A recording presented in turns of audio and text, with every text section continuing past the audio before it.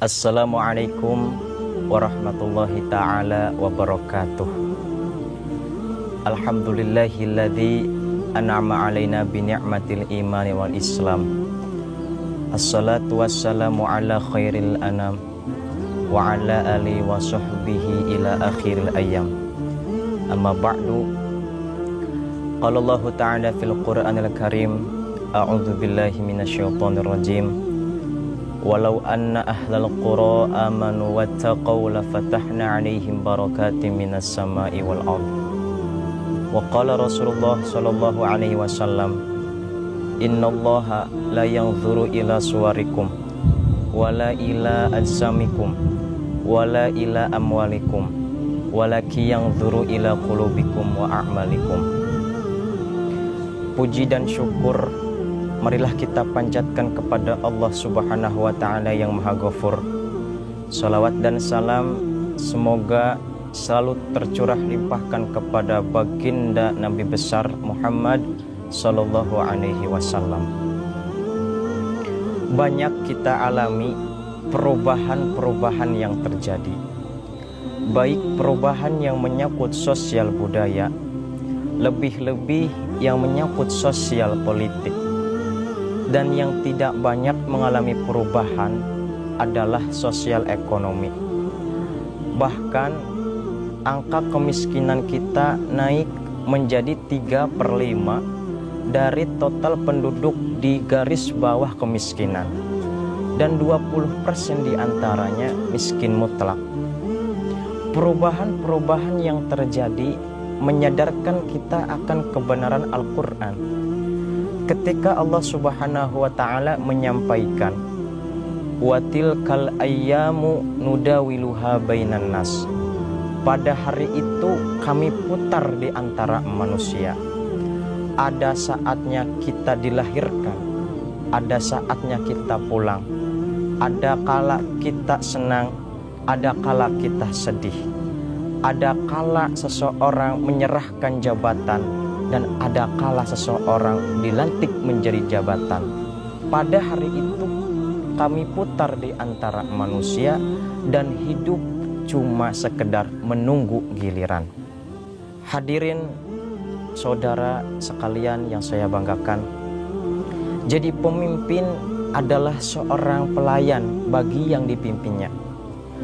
Okelah, pembukaan lapangan kerja baru, perubahan ekonomi, kita serahkan kepada pemimpin, karena kami percaya mereka adalah orang-orang yang terpilih belaka, yang dipilih dengan kepercayaan akan mampu membawa keluar rakyat dari kesulitan.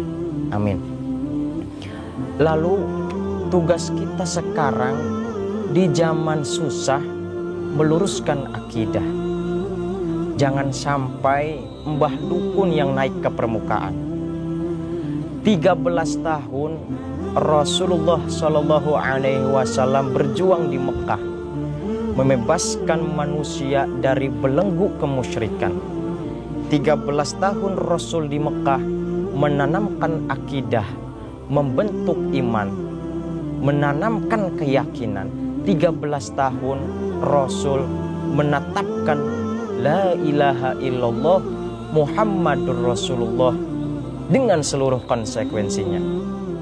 Kalau saya yakin tiada Tuhan selain Allah, saya tidak akan takut kecuali hanya kepada Allah. Saya tidak akan menggantungkan persoalan kecuali hanya kepada Allah. Saya tidak akan meminta rizki kecuali hanya kepada Allah. Kalau konsekuensi dengan seperti itu, saya yakin mbah dukun pun tidak akan dapat tempat.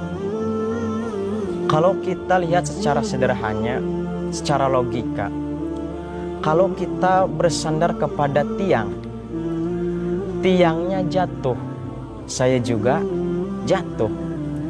Kalau kita bersandar kepada tembok, temboknya runtuh, saya juga runtuh. Kalau saya bersandar kepada orang kaya, ia jatuh miskin, saya bangkrut.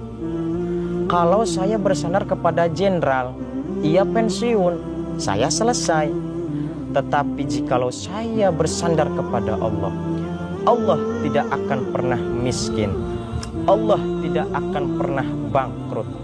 Allah tidak akan pernah berkurang kekuasaannya. Maka umat Islam, sesulit apapun zaman yang kita alami saat ini, tetap jaga akidah dan Allah lah tempat bersandar kita. Selama ini kebanyakan kita iman dalam ucapan tapi sekuler dalam perbuatan. Di masjid ada Allah, di kantor Allah tidak ada, maka korupsi merajalela. Di masjid ada Allah, di pasar Allah tidak ada, maka timbangan akan tetap curang. Kita iman dalam ucapan tapi sekuler dalam perbuatan. Oleh karena itu, sesulit apapun zaman yang kita hadapi, Allah jugalah yang menjadi pegangan hidup dan Allah jugalah yang menjadi tempat bersandar kita. Boleh zaman berubah, akan tetapi iman jangan goyah. Anehnya, kebanyakan manusia mereka beranggapan bahwa yang banyak harta dialah yang mulia. Yang mempunyai jabatan dan pangkat dialah yang terhormat. Padahal baginda Nabi besar kita telah menyampaikan bahwa innallaha la yanzuru ila suwarikum wala ila ajsamikum wala ila ambalikum walaki yanzuru ila qulubikum wa a'malikum.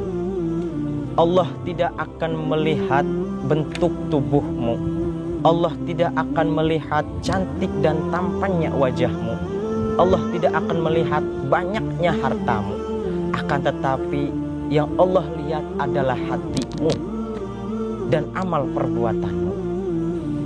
Menyimak hadis tadi bahwa apalah arti hidup jikalau banyak harta, harta melimpah, mobil di mana-mana, rumah yang megah, kalau tidak disertai dengan keimanan.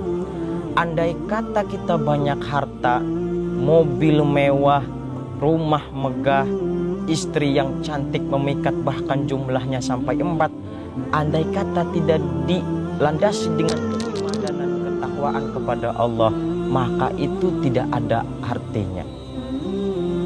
Saudara hadirin yang berbahagia, oleh karena itu saya menghimbau kepada para pemuda-pemudi bangsa, generasi agama, generasi negara Indonesia, marilah kita berlomba-lomba untuk mencari ilmu agama, karena hanyalah orang yang bertakwa yang paling mulia di sisi Allah Subhanahu wa taala. Firman-Nya, inna akramakum indallahi atqakum. Sesungguhnya orang yang paling mulia di antara kalian di hadapan Allah adalah orang-orang yang bertakwa. Hadirin rahimakumullah, di ayat lain pun Allah Subhanahu wa taala memberikan jalan kepada kita supaya bisa keluar dari krisis ekonomi, supaya negara kita bisa aman dan tentram. Firman-Nya dalam Al-Qur'an, walau anna ahlal qura amanu wattaqau lafatahna alaihim barakatim minas sama'i wal ard. Andai kata penduduk suatu negara mereka iman dan bertakwa kepada Allah, niscaya Allah Subhanahu wa taala akan membukakan pintu keberkahan di langit dan di bumi. Dan andai kata pintu keberkahan di muka bumi ini telah dibukakan oleh Allah Subhanahu wa taala, niscaya apapun yang kita cita-citakan, apapun yang kita harapkan di muka bumi ini, di negara kita ini, hidup tentram, hidup nyaman, insya Allah itu akan terjadi. Maka dengan itu, menanggapi zaman susah sekarang, kita tetap jaga akidah, kita tetap teguhkan keimanan, dan apa yang diharapkan kepada negara kita ini bisa terwujudkan, yakni hidup tentram, nyaman, dan sejahtera. Sekian yang sudah saya sampaikan, mudah-mudahan bermanfaat. Hadanallahu wa iyyakum ajmain. Wassalamualaikum warahmatullahi taala wabarakatuh.